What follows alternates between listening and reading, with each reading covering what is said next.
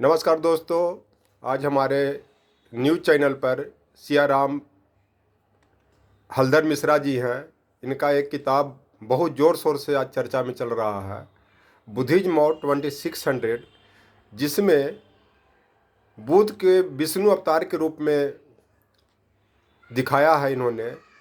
तो इसी के बारे में डिटेल बता रहे हैं। आज वर्तमान परिप्रेक्ष्य में महात्मा बुद्ध कैसे प्रासंगिक है, और ख़ास करके आज मोदी जी के शासन में कि जो सर्वधर्म समभाव की जो बात की जाती है, जो बुद्धिज्म से आता है, उसी का ही विश्लेषण कर रहे हैं।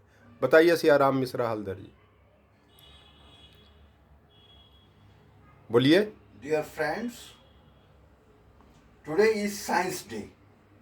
Today is Science Day, and so I repeat the logo of Delhi University, Nishtha Dhriti Satyam. Just on 24th February, Delhi University has convened 100th convocation on 24th February, and chief guest was Vice President of India, Chancellor of the University, and Professor Yogesh Singh, also a Professor of Science. And so today is Science Day, and Buddhism is science. So my book, 2600 of Buddhism, which I have completed as a research associate of the Department of Buddhist Studies. So, and I do say here, I am alive today. When I was proofreading this work, I had gone to coma for 90 days, and my teacher, Professor Bhikkhu Satyapal, had flown from Bodh Gaya, and what mantra he chanted that I got into back, and today I am before you and presenting my book before you, 2600 of Buddhism and Historical Outlook. And so listen to me here. The Buddha utilized the Hindu inheritance to correct some of its expressions. He came to fulfill, not to destroy. For us, in this country, the Buddha is an outstanding representative of our religious tradition. He left his footprints on the soil of India and his mark on the soul of the country, his habits and convictions. While the teaching of the Buddha assumed distinctive forms in other countries of the world in conformity with their own traditions, here, in the home of the Buddha, it has entered into and become an integral part of our culture. The Brahmins and the Samanas were treated alike by the Buddha, and the two traditions gradually blended in the sense that Buddha is a maker of modern Hinduism.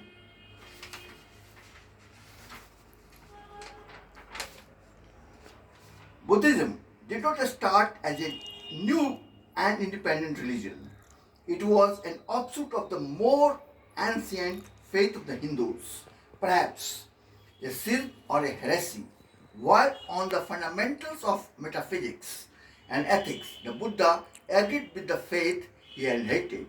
He protested against certain practices which were in vogue at the time. He refused to acquiesce in the Vedic ceremonialism.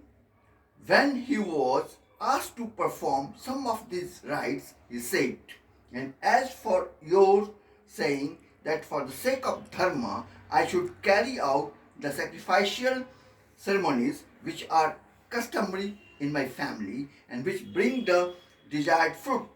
I do not approve of sacrifices, for I do not care for happiness which is sought at the price of others' suffering." It is true that the Upanishads also subordinate the sacrificial piety to the spiritual religion which they formulate, but they did not attack it in the way in which the Buddha did. The Buddha's main object was to bring about a reformation in religious practices and a return to the basic principles. All those who adhere to the essential framework of the Hindu religion and attempt to bring it into conformity with the voice of awakened conscious are treated as avatars. It is an accepted view of the Hindus that the Supreme, as Vishnu, assumed different forms to accomplish different purposes for the good of mankind. The Buddha was accepted as an avatara who reclaimed Hindus from sanguinary rites and erroneous practices and purified the religion of the numerous abuses which had crept into it. This avatara doctrine helps us to retain the faith of the ancestors while effecting reforms in it. Our Puranas describe the Buddha as the ninth avatar of Vishnu. नहीं, मैं आपने तो Buddhism के बारे में बहुत चीज़ बताया कि मॉडर्न हिंदू की बात की रही है, लेकिन हमारे प्रधानमंत्री जी खास करके हिंदू को प्रमोट कर रहे हैं और हिंदू के लिए बहुत कुछ कर रहे हैं। कभी तो ये महात्मा बुद्ध का नाम भी नहीं लेते हैं, न उनके कुछ सिद्धांत को चलते हैं। तो आप इसको किस नज़रिए से देखते हैं? No, Narendra Modi ji, prime minister of India, belong to and native of Vadnagar. Vadnagar means Budhnagar in Gujarat. And yet everywhere, I have been listening to him everywhere, he had always referring to Lord Buddha. He is not against that. He is, and even Constitution is a Constitution by man, a Constitution article, fundamental rights, that one, even Constitutions says that Buddhist, Sikh, Hindu, they are one religion. Even Jain, Article 25, I think, following the real quote, you can see that one. लेकिन आप तो बता रहे हैं कि वाडनगर का मतलब Buddhism होता है। वाडनगर बुद्धनगर। हाँ, बुद्धनगर, बुद्धिज्म बुद्धनगर ही। हाँ, तो एक कहावत है कि एक जंगल में दो शेर नहीं रह सकता। तो क्या ये आज के डेट में अगर बुद्धनगर भी देखा जाए, मोदी जी भी वहीं से हैं, तो क्या ये अपने आप को बुद्ध से, महात्मा बुद्ध से ज़्यादा सुप्रीम मानते हैं? इसी कारण उनको don't see my book is on the, talking about the Buddha, and Buddha was even himself. Lord Buddha, Sakyamuni Buddha, was born as a Hindu and died as a Buddhist. He was a Buddhist. Born as and died as a Hindu. He was a Hindu. It was just he had separated and he had grown whatever he separated. He had even karma and rebirth. He had believed in that one. And just the ritual, Hindu rituals like sacrifices, he had observed that one. This was, and so it was the reform movement. Since then, he was against the idol worships.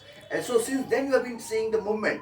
Even Radha Mohan Roy, the modern India, father of modern India, he had also come against those ill practices, erroneous practices, which against Lord Buddha had also raised in his time. लेकिन आप बोल रहे हैं कि जो महात्मा बुद्ध हम हिंदुत्व की बात करते हैं, तो पुष्यमित्र शुंग तो भी हिंदू ही था, उसने क्यों सब बौद्ध स्तूप को तोड़ दिया? ये सुनिए मेरे बात। उसके बाद बड़े पैमाने पर बुद्धिज्म को कत्ल किया, उसके बाद जितने भी स्तूप थे सबको तोड़ा, यहाँ तक कि जहाँ जहाँ उसको मिला कत्लेआम और बहुत तरह तक। क्यों ऐसा किया गया? There's all political matters. Like in today, if you are in one party. Today, I don't talk about today. In period of Pushmitra Singh. Pushmitra Singh, just to get name and fame, as he had overthrown a Buddhist king.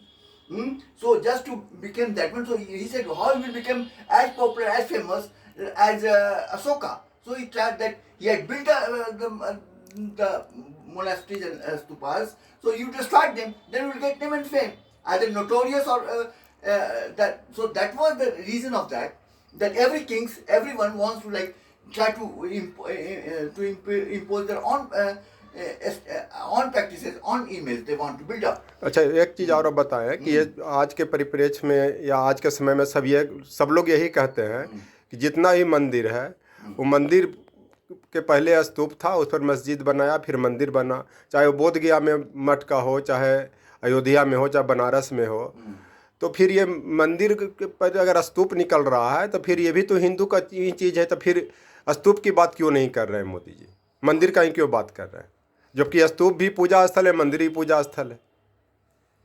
So presently, because the case is that that I've already told that the issue is still in the and voices are being raised. Some people are again like in Saket, there is also a Supals, but a different thing. So many places. So it is 2600 years case. Since 2600 years, Buddhism was there and Buddhist practice was there, and then as before that, as you see, Rama was before him. So and many generations come. So these issues are being raised, but we have to live. Buddhism had never talked about the about violence, because truth and peaceful. You claim yourself, and they don't quite for the petty things. Okay, thank you Siyaram Haldar Mishra ji, आपने बहुत अच्छी अच्छी बातें बताया अपनी किताब के माध्यम से। अनूप न्यूज की तरफ से आपका स्वागत है। Thank you.